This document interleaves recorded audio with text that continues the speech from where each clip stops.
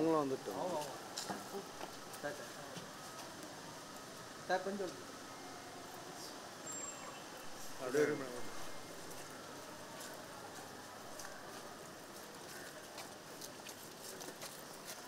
அப்படியே நம்ம அப்படியே லெஃப்டில் போயிடலாம்.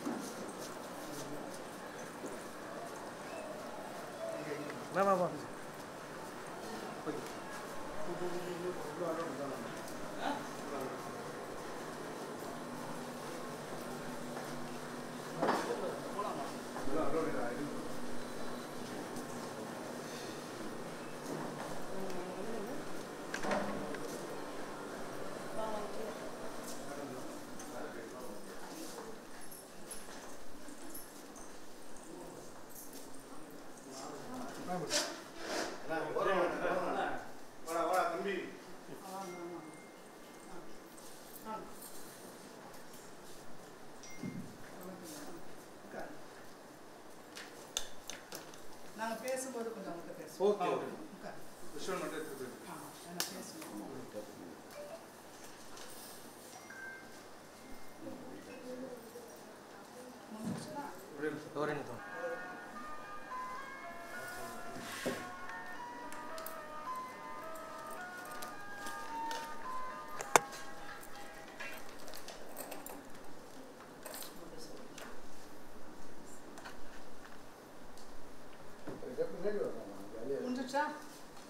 இல்லை மேடம், இங்கே தான் இருப்பாங்களா மேடம்? இங்கே தான் இருப்பாங்களா? முடிச்சு கொடுத்துருங்க. ஏன்னா பேச சொல்ல நீங்கள் இருக்கிறாங்க. யாரும் கூப்பிட்டா வர மாட்டாங்களா மேடம்? இல்லை, கம்ப்ளைண்ட் கொடுக்கணும். சரி, ஒரு ஆமாம், அப்போ மூஞ்ச கட்டினா நமக்கு டென்ஷன் ஆகிடும். அப்புறம் நானும்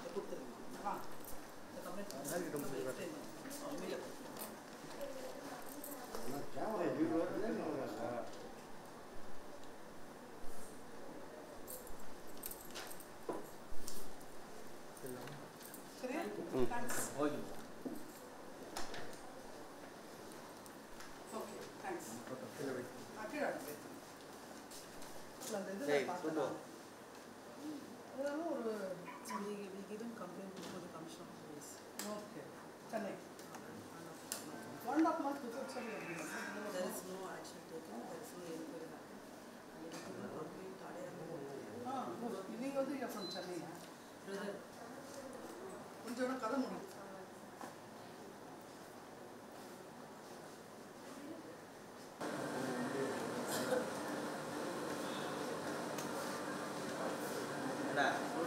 ஓகே ஓகே.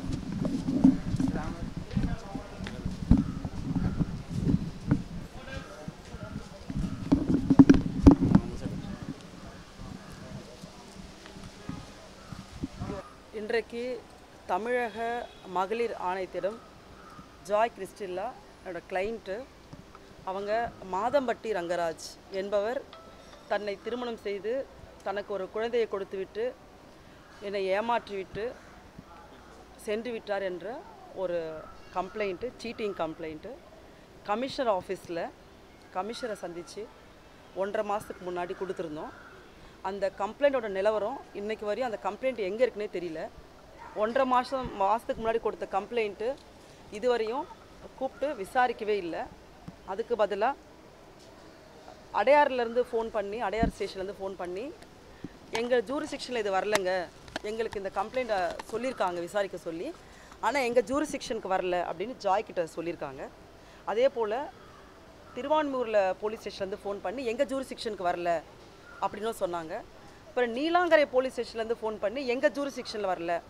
எல்லா காவல் நிலையங்களும் ஜாய் அவர்களை தொடர்பு கொண்டு காவல் அதிகாரிகள் எங்கள் எல்லைக்கு வரல அப்படின்னு சொல்கிறாங்க.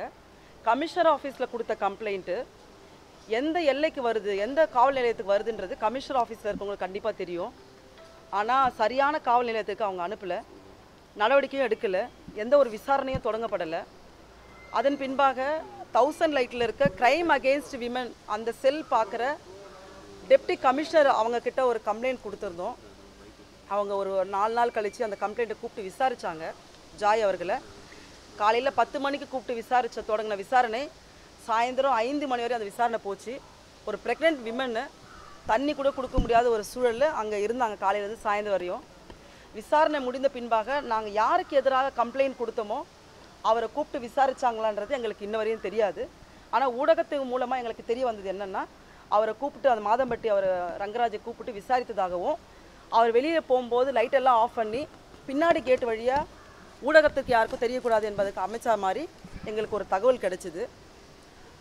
1.5 மாதமாக கொடுத்த கமிஷன் அலுவலகத்தை கொடுத்த வழக்கில் கம்ப்ளைண்ட்டில் எந்த ஒரு நடவடிக்கை எடுக்காதனால நாங்கள் இன்றைக்கு மகளிர் ஆணையத்தின் மீது மிகப்பெரிய நம்பிக்கை வைத்து, தமிழக அரசின் மீது மிகப்பெரிய நம்பிக்கை வைத்து இன்றைக்கி ஜாய் கிறிஸ்டலாவுக்காக ஒரு வழக்கறிஞர் என்ற முறையில் நான் வந்திருக்கேன். ஏனென்றால் இவங்க வந்து திருமணம் செய்து 2.5 வருடமாக அவங்களோட குடும்பம் நடத்திவிட்டு ஒரு குழந்தைமை கொடுத்துவிட்டு சென்று விட்டார். அவர் உங்களுக்கு தெரியும், எல்லாருக்கும் எல்லா ஊடகங்கள்லையும் எல்லா யூடியூப் சேனலில் எல்லா ஊடகங்களும் பார்த்துருப்பீங்க. இந்த வழக்கு வந்து நான் எதுவுமே புதுசாக எக்ஸ்பிளைன் பண்ண வேண்டியதில்லை. எல்லாருக்கும் தெரிஞ்ச வழக்கு. எல்லாருக்கும் தெரிந்த ஒரு நபர் ஒரு குற்றத்தை செய்துவிட்டு அவர் மீது காவல்துறையில் நாம் கம்ப்ளைண்ட் கொடுத்த பிறகு கூட, புகார் அளித்த பிறகு கூட இன்று வரையும் ஒரு நடவடிக்கையை எடுக்கவில்லை என்றால், சாதாரண படிக்காத கிராமப்புறங்கள் இருக்கின்ற பெண்களுக்கு எதிராக நடக்கின்ற வன்முறைகள், குற்றங்கள், அந்த பெண்களுக்கு எதிராக செயல்படுகின்ற ஆண்கள் மீது எப்படி காவல் அதிகாரிகள் நடவடிக்கை எடுப்பார்கள் என்பது எனக்கு மிகப்பெரிய சந்தேகம். ஒருவர் ஏமாற்றுவார், ஒரு குழந்தையை கொடுப்பார், அவர் இந்த சமுதாயத்தில் எங்கே வேணாலும் சுற்றி கொண்டே இருப்பார். அவர் மீது எந்த ஒரு கம்ப்ளைண்ட்டோ எந்த ஒரு புகாரோ எடுக்கப்படாது, விசாரிக்கப்படாது என்றால் அது வந்து எனக்கு ஒரு பாராளுமன்ற உறுப்பினராகவும் ஒரு சென்னை உயர்நீதிமன்றத்தில் வழக்கு நடத்தி கொண்டிருக்கின்ற ஒரு வழக்கறிஞராக எனக்கு அதிர்ச்சியாக இருக்கின்றது. இது போன்ற குற்றங்கள் எந்த பெண்ணுக்கு எதிராக நடந்தாலும் காவல் அதிகாரிகள் உடனடியாக விரைந்து நடவடிக்கை எடுக்க வேண்டும் என்று உயர்நீதிமன்றமும் உச்ச நீதிமன்றமும் தமிழக அரசாங்கமும் தொடர்ச்சியாக அறிவுறுத்தல் கொடுத்து கொண்டே இருக்கின்றது. ஆனால் எங்கோ ஒரு இடத்தில் தவறுகள் நடந்து கொண்டே இருக்கின்றது. அது களையப்பட வேண்டும். இந்த பிறக்காத ஒரு குழந்தைக்கு நீதி கிடைக்க வேண்டும். இந்த குழந்தை என்ன பாவம் செய்தது, இந்த குழந்தை வந்து என்ன தவறு செய்தது, அது சம்பந்தப்பட்டவர் நீதிமன்றத்தில் சிவில் வழக்குகளை தாக்கல் செய்து கிரிமினல் குற்றத்திலிருந்து தப்பிப்பதற்காக 2 வழக்குகளை சென்னை உயர்நீதிமன்றத்தில் தாக்கல் செய்தால் அதில் கூட நீதியரசர் அவர்களுக்கு எந்த ஒரு ஸ்டே கொடுக்க மாட்டேன் என்று மறுத்துவிட்டார். ஏனென்றால் அந்த பெண் எழுப்பியது மிக சீரியஸான ஒரு கேள்வி, சீரியஸான ஒரு வழக்கு. இதில் வந்து நீங்கள் சிவில் கேஸாக வந்து நீங்கள் தாக்கல் செய்திருக்கிறீர்கள், நான் வந்து இதில் ஸ்டே தரமாட்டேன், நீதியரசர் மறுத்துவிட்டார்.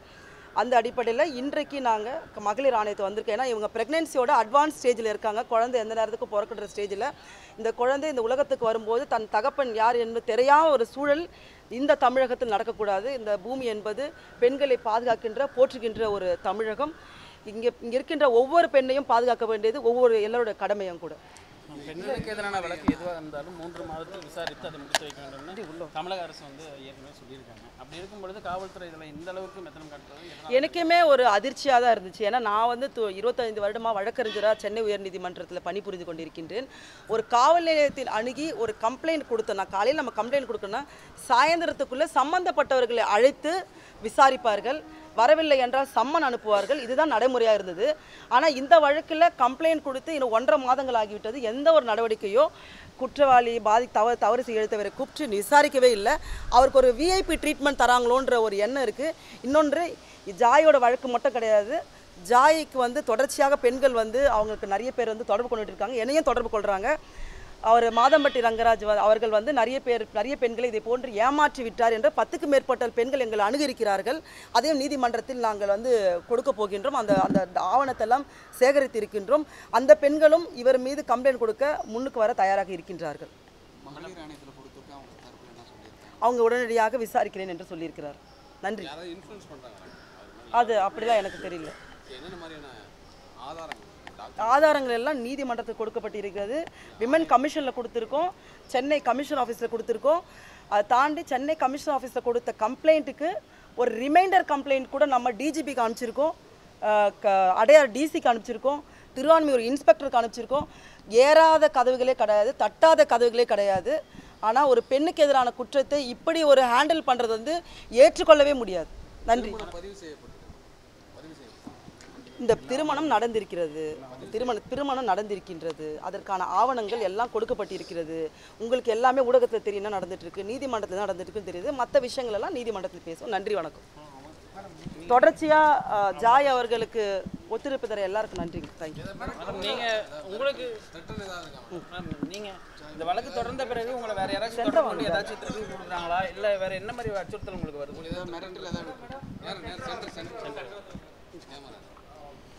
இல்லை, மிரட்டல் வரல. பட் என்னை பொறுத்த வரைக்கும் இந்த குழந்தைக்கு என்ன வேணாலும் நடக்கலாம்.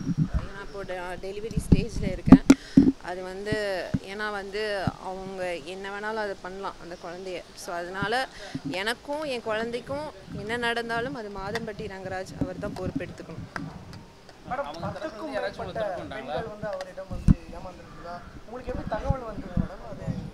என்னை அப்ரோச் பண்ணாங்க. அதை நாங்கள் கோர்ட்டில் சொல்லியிருக்கோம். சரி, okay, thank you. Thanks for all.